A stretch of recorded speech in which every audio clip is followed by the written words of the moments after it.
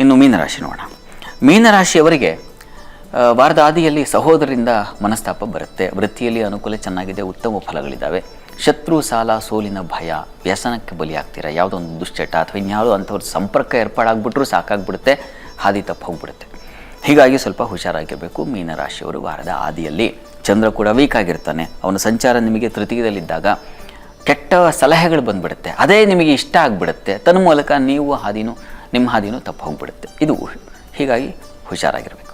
ಇನ್ನು ವಾರದ ಅಂತ್ಯ ಭಾಗದಲ್ಲಿ ಗಮನಿಸ್ಕೊಂಡ್ರೆ ಚೆನ್ನಾಗಿದೆ. ಸ್ನೇಹಿತರಿಂದ ಅನುಕೂಲಗಳು ಉಂಟಾಗ್ತಕ್ಕಂಥದ್ದು, ಆಪ್ತರ ಜೊತೆಗೆ ಪರ್ಯಟನೆ, ಒಂದು ಪ್ರಯಾಣ, ಪ್ರವಾಸ, ಕೃಷಿಕರಿಗೆ ತುಂಬ ಚೆನ್ನಾಗಿದೆ. ಹಾಲು ಹೈನು ವ್ಯಾಪಾರಿಗಳಿಗೆ ತುಂಬ ಚೆನ್ನಾಗಿರ್ತದೆ.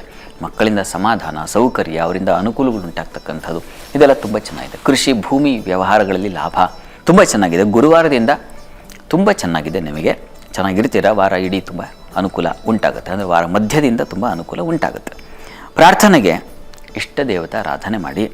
ಮತ್ತು ನೀವು ಕೂಡ ದುರ್ಗಾ ಸನ್ನಿಧಾನಕ್ಕೆ ಸ್ವಲ್ಪ ಕ್ಷೀರ ಸಮರ್ಪಣೆ, ಹಾಲನ್ನು ಸಮರ್ಪಣೆ ಮಾಡಿ ಒಂದು ಪ್ರಾರ್ಥನೆ ಮಾಡಿಕೊಳ್ಳಿ. ಅದು ಸೋಮವಾರ, ಮಂಗಳವಾರ, ಬುಧವಾರ ಈ 3 ದಿವಸ ಬೇಕು. ಹೋಗಿ ಬನ್ನಿ, ತುಂಬ ಒಳ್ಳೆಯದಾಗುತ್ತೆ.